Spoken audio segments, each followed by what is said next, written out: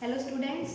तो हम चैप्टर कर रहे थे breathing and exchange of gases को आगे कंटिन्यू करते हैं। तो हम पढ़ रहे थे ट्रांसपोर्ट ऑफ गैसेस, मतलब transport of oxygen and transport of CO2। जब भी हम बात करते हैं ट्रांसपोर्ट ऑफ ऑक्सीजन की, तो हमने पढ़ा था कि मोस्टली जो ऑक्सीजन होती है वो कैसे ट्रांसपोर्ट होती है, हीमोग्लोबिन के साथ। किसके साथ? हीमोग्लोबिन के साथ। ऑक्सी हीमोग्लोबिन कंपाउंड यहाँ पे बनता है। क्या बनता है? Oxy haemoglobin. और ये क्या करता है? ऑक्सीजन को अपने साथ लेके जाता है टिश्यू तक। ठीक है। जब भी हम बात करते हैं ट्रांसपोर्ट ऑफ ऑक्सीजन की, तो यहाँ पे हम क्या पढ़ते हैं? ऑक्सीजन डिसोसिएशन कर्व पढ़ते हैं। क्या पढ़ते हैं?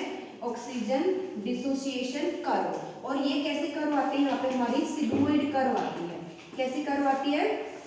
सिग्मोइड कर्व हमारी आती है। तो यहाँ पे क्या होता है, अलग अलग, ठीक है। तो इसमें क्या होता है, जब हम बात कर रहे हैं अलग अलग पार्शियल प्रेशर की, जैसे हम यहाँ पे mmHg में क्या दिखा रहे हैं? पार्शियल प्रेशर ऑफ ऑक्सीजन दिखा रहे हैं। और यहाँ पे हम क्या दिखा रहे हैं? Percentage saturation. इसका मतलब कितना ऑक्सीजन हीमोग्लोबिन के साथ बाइंड कर रखा है, यहाँ पे वो दिखा रहे हैं। तो जैसे कि हम यहाँ पे बात कर रहे हैं, जब हमारा 17 के अराउंड है तो कितने, ठीक है। तो जैसे जैसे यहाँ पे क्या हो रहा है, जो पार्शियल प्रेशर ऑक्सीजन का वो बढ़ता जा रहा है, तो उसकी सैचुरेशन भी क्या होती जा रही है? बढ़ती जा रही है। ठीक है।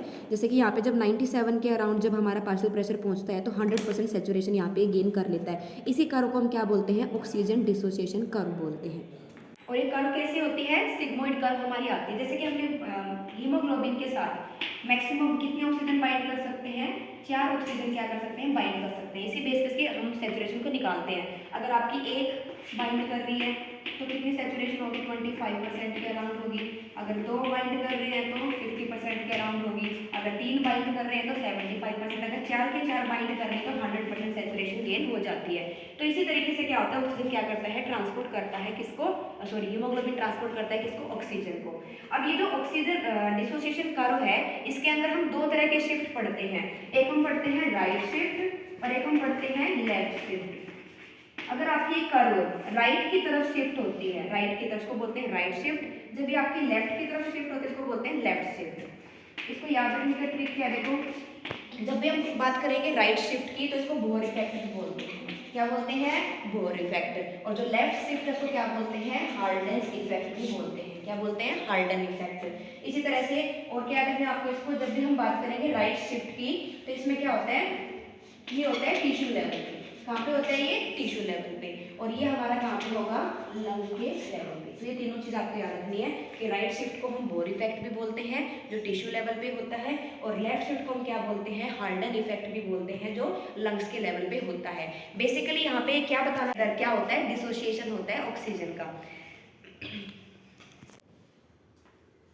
जब हम बात कर रहे हैं टिश्यू लेवल की, सॉरी एल्वेलाई लेवल की जब हम बात करते हैं, मतलब लंग्स की जब हम बात करते हैं, तो यहाँ पे क्या होता है? हाई PCO2 होता है। मतलब जब लंग्स की बात कर रहे हैं, पार्शियल प्रेशर क्या है? ऑक्सीजन का ज़्यादा है। मतलब कुछ फैक्टर्स होते हैं रिस्पॉन्सिबल क्या करने के लिए? ऑक्सीजन का और हीमोग्लोबिन का कंपाउंड बनाने के लिए। इसमें पहला फैक्टर क्या है तुम्हारा कि यहाँ पे पार्शियल प्रेशर ऑक्सीजन का बहुत ज़्यादा है, और CO2 का क्या होगा? पार्शियल प्रेशर CO2 का क्या होगा? यहाँ पे कम होगा, इसका है ज़्यादा। ठीक है। तो 2 फैक्टर तो ये हो गया आपके। तीसरा फैक्टर क्या है कि यहाँ पे HN कंसंट्रेशन क्या होती है? कम होती है। क्या होती है? HN कंसंट्रेशन यहाँ पे कम होती है, और टेम्परेचर भी क्या होता है? लोअर होता है। तो HN कंसंट्रेशन कम है और टेम्परेचर भी क्या है? यहाँ पे कम है। तो ये चारों के चारों फैक्टर क्या होते हैं? रिस्पॉन्सिबल होते हैं क्या करने के लिए? ऑक्सीजन का और हीमोग्लोबिन का कंपाउंड बनने के लिए। ठीक है। ताकि हीमोग्लोबिन और ऑक्सीजन आपस में क्या हो जाए? जुड़ जाए। और ये कहाँ पे हो रहा है? लंग्स के लेवल पे हो रहा है। जब हम टिश्यू लेवल की बात करते हैं, किसकी बात करते हैं? टिश्यू लेवल की। वहाँ पे सारा का सारा रिवर्स हो जाएगा। क्या हो जाएगा? सारा रिवर्स। वहाँ पे PO2 क्या होगा? कम होगा, क्योंकि टिश्यू यूज कर लेंगे ना ऑक्सीजन को। और PCO2 क्या हो जाएगा? ज्यादा।